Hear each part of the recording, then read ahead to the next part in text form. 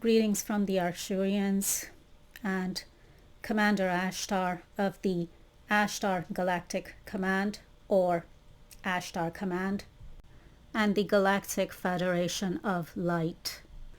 This is a message for UK Prime Minister Rishi Sunak, who's the first British Asian Prime Minister. This is a message for world politicians and world leaders. This is a message for NATO and NATO forces. This is a direct message to UK Prime Minister Rishi Sunak. I'm a medium, which means I have the psychic ability of mediumship. If you don't know what that is, please Google it. Now, the spirit of former British Prime Minister Margaret Thatcher was coming through to me earlier with a direct message for you, Rishi Sunak. Now, she was the first British female Prime Minister, and you're the first British Asian Prime Minister. She wishes to give you some political advice. She wishes UK government to lead a rescue operation on behalf of Ukraine in terms of Russia-Ukraine war. What can be done to shut down this war? She wants you to gather the world community, to gather world support against the Russian President Putin, to have a united stand against Putin. And she wants you to show resolve in this matter. She's also giving me NATO and NATO forces connected to this message. And she's referencing the Falklands War, 1982. Now, I'm looking it up on Google here, and it says the 74-day Falklands War became Prime Minister Thatcher's moment that burnished her reputation as the Iron Lady. Falklands War was part of the Cold War and the Falkland Islands sovereignty dispute, and the Prime Minister's decision to go to war in 1982 with her government on the brink of collapse changed everything. British Prime Minister Margaret Thatcher authorized a military operation codenamed Corporate to retake the islands. It was the first since the Second World War. So anyway, she's referencing the Falklands War, 1982. On 2nd of April 1982, Argentinian forces invaded the Falklands, and Margaret Thatcher faced the most testing crisis of her career. The victory in the Falklands War was the triumph of Margaret Thatcher. Britain's victory brought a resurgence of support for Margaret Thatcher, the Prime Minister at the time. So she's referencing the Falklands War 1982. She's saying she's trying to give you some inspiration. Other than that, take that message for what it's worth and however it will resonate with you, even on a personal level. So that was the spirit of Margaret Thatcher coming through with some political advice for the current UK Prime Minister, Rishi Sunak. But for what it's worth, it actually sparked a conversation and a discussion in terms of how things are on the ground and in terms of the practicalities of it all, and the practicalities of war here on the ground. And I'm not a politician and I'm not a war expert either, But since I'm being guided to give this message, so here's a conversation and a discussion with someone who has a better grasp on this subject and the reality of war and how it plays out or could play out here on the ground in reality. Let's hear it. Okay, let's start with President Putin and why has he gone to war with Ukraine? Why? Why? Because he's an irredentist. He believes that Ukraine is historically part of Russia, which is technically true, but in the reverse of what he believes. Russia is part of Ukraine, because Russia was founded by the Kievian Rus in Kiev, not in Moscow. And also general paranoia, because Ukraine is far too Western orientated for his taste. And a general sense that the Soviet Union has been disintegrating since 1992, and for Ukraine to join the EU or something would be another step, in that disintegration. He's on record as describing the fall of the Soviet Union as the greatest geopolitical catastrophe of the 20th century. Now that's a century that included World War I and World War II. He thinks the collapse of the Soviet Union was the worst thing to happen. So, what does the collapse of the Soviet Union, or what, you mean USSR? Yes. What does that have to do with Putin doing this, going to war against Ukraine now? Well, because the USSR comprised the Union of Soviet Socialist Republics. So you had Estonia, Latvia, Lithuania, Belarus, Kazakhstan, Uzbekistan, Ukraine. They were all Soviet Socialist republics. And they've all been falling away from the central core of Russia for the last 30, 40 years. So what's going on in his mind? Well, partly what's going on in his mind, well, there are two things. There are three. One... is he trying to unify? Don't tell me he's trying to unify what? The fallen USSR? Yes. In his mind, is that what he's trying to do? Yes, to an extent. But why go to war for that? Why go to war? Because you have to look at the demographics of Ukraine.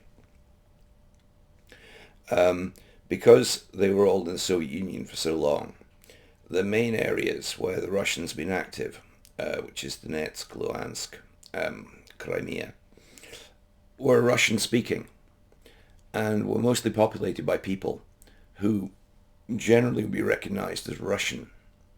So a lot of Russians, including Putin himself, sort of expected them to be welcomed as liberators down there. They believe their own bullshit. That's the thing. Hang on, are you telling me a lot of Ukrainians are seeing Putin as a liberator? No, Putin expected them to. Putin expected the Ukrainians to see Putin as their liberator. Yes. Why? Well, Why, when he is actually, what's the word here? He is actually being the aggressor. Why would be because, in your terms, imagine Lahore was 70% Hindu, okay? Mm-hmm. And the Indians invade. They might think that Lahore would kind of support them and would want to be part of India. Why isn't Putin taking a diplomatic route? Well, there's no possible diplomatic route. Well, there are two things with that. One, there's no diplomatic route to getting what he wants. And what is that exactly? What does Putin want? He wants to, well, he already has, he wants to annex Crimea, which he did in 2014. Then he wants to annex Luhansk and Donetsk, a few other bits of the southern Ukraine around Melitopol, etc. And he wants to overturn the regime in Kiev, which he consistently refers to as Nazis, bizarrely, but he believes it. And what does he think he is doing? How does he see his own behavior? Why isn't he comparing his own behavior to the Nazis? Why? He's the aggressor. He's the one who's gone to war against Ukraine. Well, yes, but he would describe it as a defensive war. How? When he is the aggressor. Because how is he? The Russian-speaking people in Donetsk and Luhansk and Crimea were being persecuted and oppressed by the Nazi regime in Kiev. That's his own propaganda. It's nonsense, of course, but it's his own propaganda. Yeah, and he believes his own propaganda. Well, yes, to a large extent. You have to remember, because of the Putin, sorry, step back from Putin. Putin's president, but the Russians have never kind of really got rid of the model of the Tsar. Even when it was the Soviet Union, Stalin was a Tsar, etc. So there's no tradition of telling the truth to the leadership. You know, it's interesting that you brought up the Nazis, because whenever I think of, Putin doing this, and I don't know why, but I keep thinking of Hitler. Mm. And now that you're telling me that he's actually trying to seem like he is the opposite of Hitler, or whatever he's doing is actually against the Nazis. Mm-hmm. But then why is he repeating the same behavior as Hitler or the Nazis by being the aggressor and going to war like this? Why? Because his puppets in Luhansk and Donetsk wanted to secede from Ukraine and become part of Russia. This has already been done in a few other places around the periphery of the Soviet Union, the old Soviet Union, I mean, like Abkhazia with Georgia. He fought a war with the Georgians, and Chechnya, that's been going on for was going on for a while. He thought that he could launch a lightning invasion, partly through Belarus and also from Luhansk, Crimea, depose the regime in Kiev inside probably a week to 10 days, and it would all be over, and install some more puppets. And how long the war has been going on by now? 2.5 years. The reason that happened is because, one, they completely botched the military strategy at the beginning, and two, they didn't appreciate the weaponry that the Ukrainians had. They sent a huge tank column through Belarus from the north in the early days. There was a design to thrust through and seize Kiev. Seize Kiev, seize the government, replace the government, job done, etc. Except they got shot to pieces. Okay, well, I guess that's a little bit of the background for now. This is a war, and we would like to stop this war. And it's been going on for 2.5 years by now. And no one wants to stop it. What do you mean by that now? I mean that both sides want to win it. I'm not just talking about both sides. I'm not just talking about Russia and Ukraine. Yes. I'm talking about the rest of the world too. Geopolitically, a lot of other countries don't necessarily want to stop it. What does that mean? Well, it means that Russia annexed Crimea illegally in 2014. Okay? It's nearly 10 years ago now. And it just sat there as a frozen conflict, basically, and then erupted into this. Stopping wars with no resolution is rarely a good strategy. You end up with situations like you have in, say, Korean Peninsula with North Korea and South Korea. There's a constant Cold War there for over half a century. Sooner or later, you have to resolve the issue. You can't just stop partway through. If you do that, you just cause more problems. Okay, well, then, how do you resolve this issue? You beat Is Russia. there even a resolution? Yes, beat the Russians. Now, okay, speaking of that, if the UK government were to get involved, I mean, they are already involved, right? Yeah. Okay, yeah. I don't know the details, but I think they're already involved. If the UK government and the current Prime Minister, Rishi Sunak, were to get involved, let's say in a rescue operation on behalf of Ukraine. Well, first off, Ukraine doesn't need rescued right now. The Russians aren't winning. Oh, They're not losing. so what's... It's stalemate, basically. It's a stalemate right And you now. have to remember the climate there. This is winter.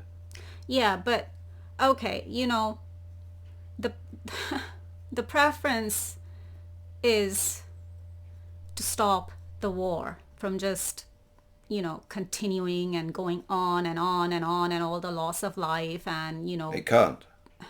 It simply can't. let's just say, what if the UK government and the current Prime Minister Rishi Sunak was to try like a rescue operation on behalf of Ukraine, and let's say they involve the NATO forces? Would that work? NATO is a defensive alliance. So what does the UK need to do to get the NATO forces involved? Well, I mean, the NATO forces are involved in the sense that most of the equipment that the Ukrainians are using is from NATO. But to actually involve ground troops, that would require agreement. That would require one of two things. Either the Russians attack a NATO country, which could be arranged as a false flag operation, or just general agreement inside NATO to do so, which is highly unlikely, to intervene. The reason being, if NATO got involved, the Russians lose. There's no question of that. That's end of story. Russians lose, Putin is deposed, collapse of Russia, blah. So they couldn't allow that. So if NATO got directly involved, the Russians would use tactical nuclear weapons. Not against the UK, not against Kiev. They would probably against somewhere like Kherson. Would Russia actually go that far? Yeah, Putin would. Actually, yeah, it's not even Russia. It's Putin. Yep. And you really think that Putin would go as far as using nuclear weapons? Definitely. In those circumstances. Against what? Against the NATO forces? No, against Ukraine. Against Ukraine? You see, that's what he'd do. In order to drive the Russians out of Ukraine, obviously NATO forces would have to be in Ukraine. Russians wouldn't be stupid enough to attack London or New York or Paris. I mean, they would just use nuclear weapons, battlefield as they're called, tactical nuclear weapons, against targets in Ukraine itself. But where would that get Putin in the end? I mean, where is he going with that even? If that is even a last resort for him. Where would that get him in the end? Well, it would allow him to... Well, like, what kind of a legacy is he trying to leave behind doing this? What, he wants to be the next Hitler? Like, he wants to be remembered as the next Hitler in history? No. He wants to be Peter the Great, or Catherine the Great, or one of the great czars of Russian history. What did they do? I invaded loads of places and took them over. I mean, the Soviet Union, places like Azerbaijan, Armenia, etc., they're independent now, but they were progressively annexed by the Russians from the 17th century onwards, by the Tsars. Russians have been doing this And for the years. czars and everyone else you're mentioning, they're supposed to have left a positive legacy. They do in terms of the cultural, socio-cultural kind of vision that they have over there, which is of the glorious Mother Russia, the strong leader. They've always fetishized that. That's why the similarities with Hitler, are quite clear. The only difference is Russians never, well, to an extent they do, but they never really believed in being a master race or anything like that. I don't understand what's going on in Putin's mind, and it's like he's got another year left, right? In office. Like, You don't think that makes any difference, do you?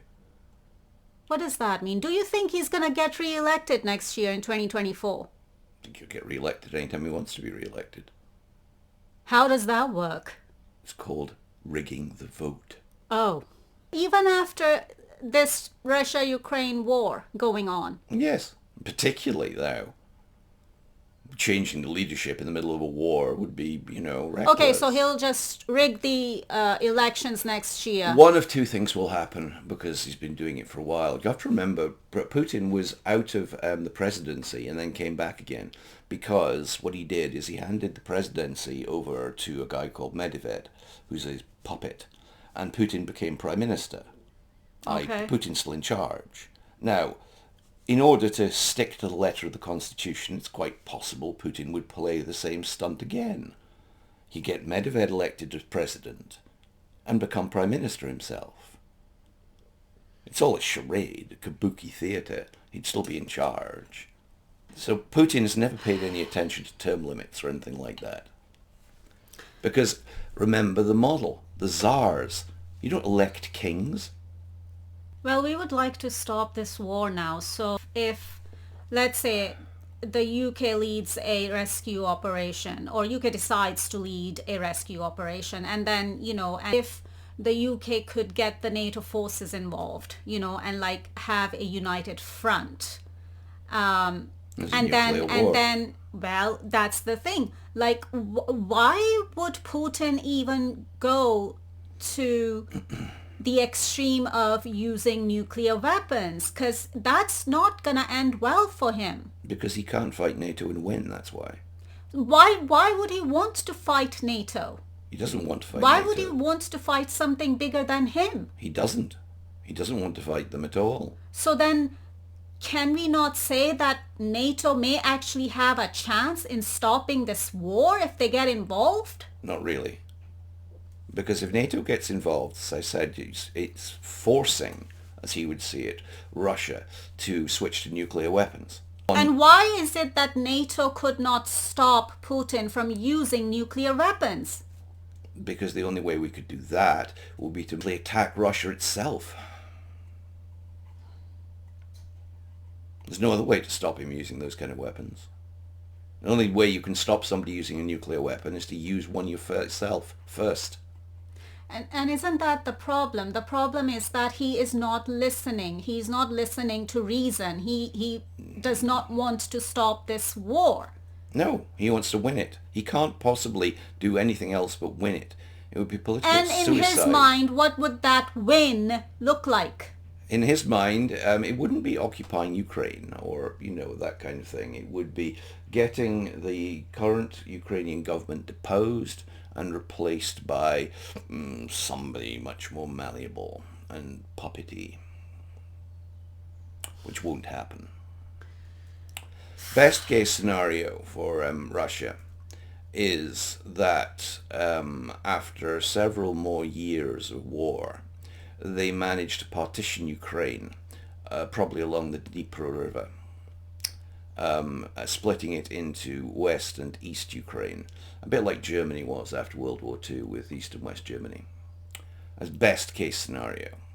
I just don't understand why there has to be a war and loss of so much life and everything else, I mean, why could he just not leave Ukraine alone? Why couldn't he leave it alone? Because, well, I mean, I can't explain that to you logically because it isn't logical. You have to understand. I mean, does this war even make sense? It makes sense in the if you are trying to if you claim that Ukraine has got historically no existence as a country, right? Again, let's put it back in your terms. But it is a country. It is officially, yes. And now Putin is trying to what? Reverse that? Well, imagine if Back to how, back to what? The USSR situation? Yes. If you want to put it in a model that you've got. Yeah, but if you want to unify, Yeah. why would you go to war? Or why would you choose to go to war You don't choose to for go to war. unification? You don't choose to go to war. He did expect a lot of Ukrainians to support him. This is equivalent to if you put... And is there support from Ukraine? Very minimal. But around Donetsk and Luhansk. So why would he maybe still continue 20%. being the aggressor? Why? Because he can't accept reality. That's the point. And even if he can't... That's the thing. And even if he understood the reality, it wouldn't change what he sees as the world historical vision. Now, to put it in a context you can understand. A vision that he is trying to create or bring into existence by shedding a lot of innocent blood, by Yes. killing a lot of innocent people and Yes. destruction of, I don't know, everything or however much destruction he's already caused to that country, Ukraine, Yes. and to its infrastructure. Imagine Putin is actually in Delhi, right? Rather than where he is now. Mm-hmm. And you have the historical India, which includes Pakistan and Bangladesh. Yeah. So he'd have a world historical mission as he sees it to reunify India.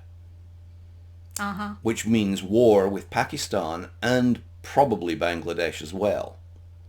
And of course we have the Kashmir conflict going on Well, yes. between India and Pakistan. That's still going on now. But if he was in, New Delhi, he'd want to reunify India. He would say that Pakistan has got no legitimate right to exist. It's simply a part of India, a rebel province, if you like. Yeah. So is Bangladesh. And they should all be brought back into Greater India. But that's the thing. Why do it by force? Because you Like- can't do like it any other Putin way. is doing. There's no other way to do it. Well, then why don't you leave it alone? Why don't you accept the fact that those countries, they wanted their independence, they have it, so why not just let it be? And if you want to unify or, reunify, find another way instead of, There is no other way. war or forcing it by war. If you have a culture which has got a strong sense of fatherland, rodina in Russian, fatherland, motherland, the land is actually of more long-term political significance than the people who happen to live there right now. So, on that basis, his vision would be something like this. Pakistan used to have, before partition in 1948, a very significant Hindu population, also Sikhs, etc. There were massive population transfers, right? Yeah. Now, putting him in New Delhi, Putin's in New Delhi, so he's going to look at the current almost completely Islamic population of Pakistan and see that as totally artificial and therefore legitimate. It's only so overwhelmingly Islamic because of all the massive population movements in 1948. So he won't give a shit whether the people of Pakistan want to be part of India or not. That's irrelevant because the people of Pakistan are not legitimate. Yeah, but when you make the people and what they want irrelevant, then how can you win? How can you win? Easy. The same way. Or what kind of win would that be, even if you did win? Because you don't even have the people with you. He's being driven by his ego as well. Yes, of course it's his not ego. even just about or his vision, or in his mind he's trying to, unify or reunify, the USSR or whatever. Yes. He wants to bring Russia back to how it was as the USSR. Yes. But- So what you do is he's already... But then, look at the means he's using to Yes. get to that vision. Yes, but he's thinking of a longer time frame than you probably are. They've already done something similar in Chechnya. And the Soviets did it all the time, and so have the Russians through history. You invade and you capture the country, the land. It doesn't matter whether the people want to be there or not. It's not important, right? Then... Yeah, right, because you're just going to kill the people, because No. that's what happens in wars. People get killed. Innocent Yes. people get killed. You're not going to, however... Because of one person's skewed up vision. But you're not going to exterminate the population. I mean, what kind of vision is that even? What- If it includes, spilling of blood. Because once you've captured the land, you can colonize it with your own people. Again, in the, model, if he was in the subcontinent, he would expect to defeat Pakistan militarily. Yes. He wouldn't expect the people of Pakistan to support him, per se. No. What he would do is he would send millions of colonists north from areas in India to, basically occupy the land. So basically, coming back to Putin expected support from the Ukrainians, but he, in actuality, he is not getting it now. Yep. But he is still continuing to be the aggressor, and he's still gonna keep going with it until he wins. He doesn't care about the people. He's gonna keep killing Ukrainian people. He's gonna keep He's killing spilling more Russian innocent people. blood. He's killing far more Russian people than Ukrainian people. Okay, well, isn't that worse? He's killing his own people too. He doesn't even care about killing his own people. Again, you have to understand the Russian mentality. And what is that Russian mentality? Best summed up Enlighten me. by Joseph Stalin, for example. 5,000 deaths is tragedy. You mean we're talking about collateral damage? 5 million deaths is a statistic. Russians have never particularly cared about numbers of people who get killed. They have a broader vision. People are replaceable. And people do replace themselves all the time. So, if you lose a few million people, so what? They'll be back soon enough. That's Russian mentality. Always has been. And if you bring it back to NATO, for example, has gone in for whatever reason to Ukraine, and they're pushing the Russians back, which we would very rapidly. So Putin nukes Kherson. What do we do? There's nothing we can do. We have no response to that. But what if something needed to be done? And then, we're looking at what Putin using nuclear weapons at Ukraine. Okay. But then he would have to be shut down. Wouldn't he give the NATO forces a legitimate reason to just shut him down then and shut down this war completely? How? Because if Putin is going to go for nuclear weapons, Yes. who's Then- going to want that? No one. But the thing is, how are we going to... There's only one way to shut that down. That would be to invade Russia itself. And as soon... It doesn't even have to be the whole of Russia. No. You only need to invade, Where is Putin in Russia? Well, I mean, he'd withdraw to command bunkers on the other side of the Urals. It's not important. But you only have to take Moscow. Yes, that's true. But What needs to be done, if Putin is going to go to that extreme of using nuclear weapons, then he needs to be shut down. We're not talking about going to war with Russia. We're talking about shutting this one man down who is the cause, the root cause of all of this mess. yes. Because it's like, having the power in the wrong hands. And this is misuse and abuse of power on Putin's end. If you give the other side too much preparation time, it's not as easy as it sounds. Look how long it took them to catch Saddam Hussein. But in the end they did, and they shut him down. Only after didn't they? completely invading Iraq. And then it was long after, months after they'd totally taken over the whole of Iraq, they managed to finally track him down. It doesn't have to be like Iraq. Could they not just shut Putin down? How? You're talking about assassinating him, basically. They don't have I don't know. Well, Is it's there no any other way. other option? No, but they don't have the assets in place to do it.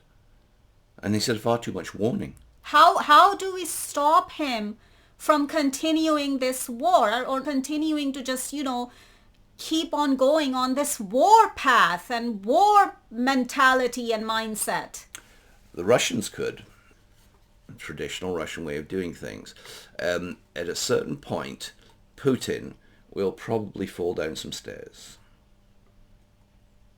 Right. Yeah.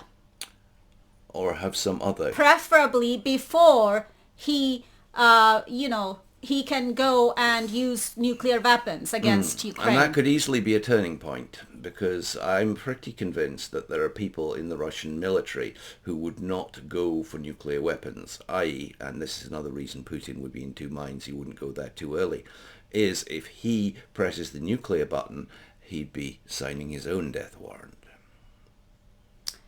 That's it. Because he'd have an accident. I'm sure those people are watching him. Well, of course, he's Right? surrounded by them.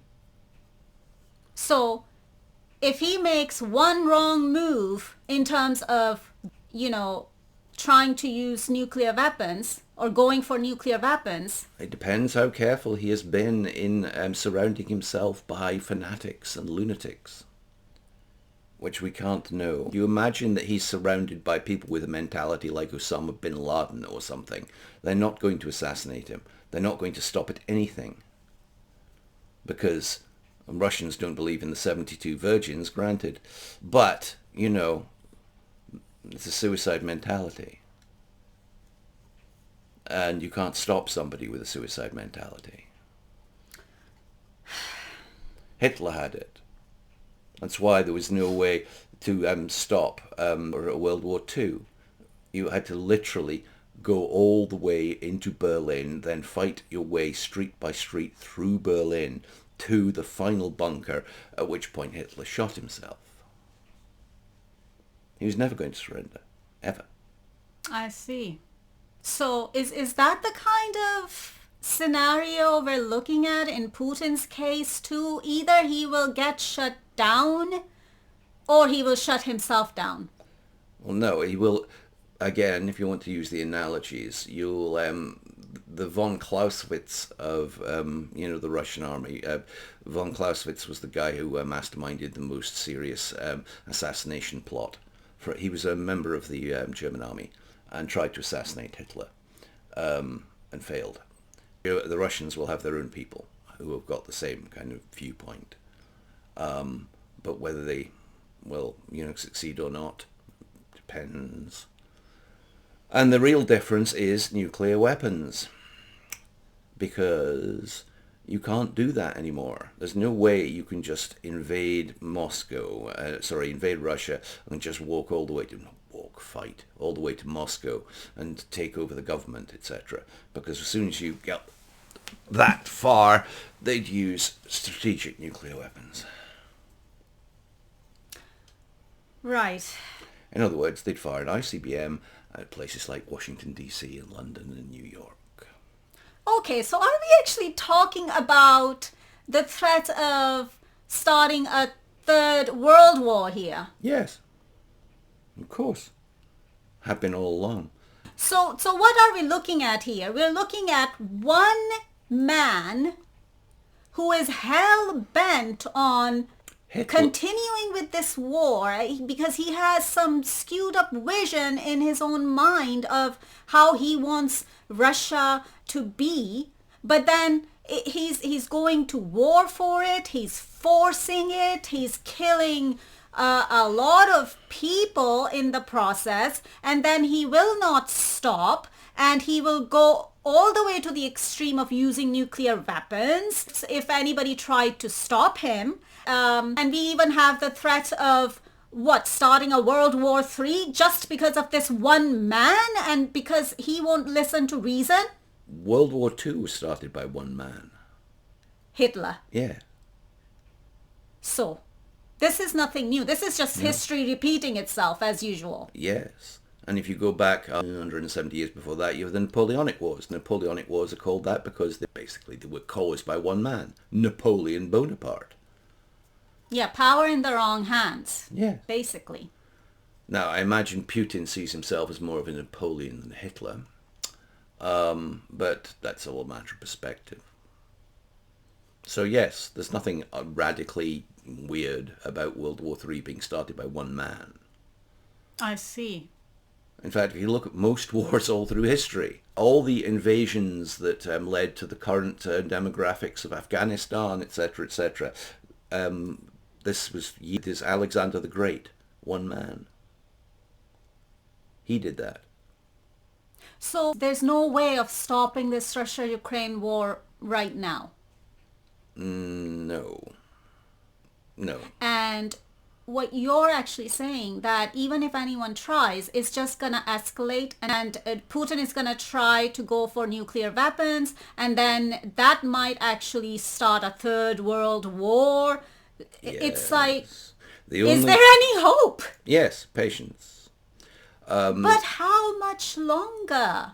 Oh, could be a few more years yet. And what would that do? What would a few more years of this war just continuing, what would that do? What would that achieve? Simple. The same way that we won World War II. The Russians are losing materiel, tanks, people, guns, at an unsustainable rate. They're losing them much faster than they can produce them. Much faster than Ukraine. And also, Ukraine has got the entire productive capability of NATO behind it. We keep shipping them weapons. So, if you just keep grinding it out as it is now, sooner or later, Russians are going to, they will have no soldiers left because they've all been killed. And you'll have a bunch of old men armed with sticks, at which point not even the Russians would keep going. So, I see. At the moment, Russians are losing between 3 to 5 tanks for every equivalent tank that they manage to destroy with the Ukrainians. And remember, the Russians can't get any more tanks from anywhere else. China won't sell them any. The only possible supplier. China won't supply them. Okay. So Ukraine has the entire tank-producing capacity of Germany, France, the United States, Norway, Sweden, the United Kingdom behind it. He can't win. He's losing 4 or 5 tanks for every one, and we can just keep reproducing them until he has no tanks. There are just none. Right. We can leave it there. Yes. Thank you. Nie za što.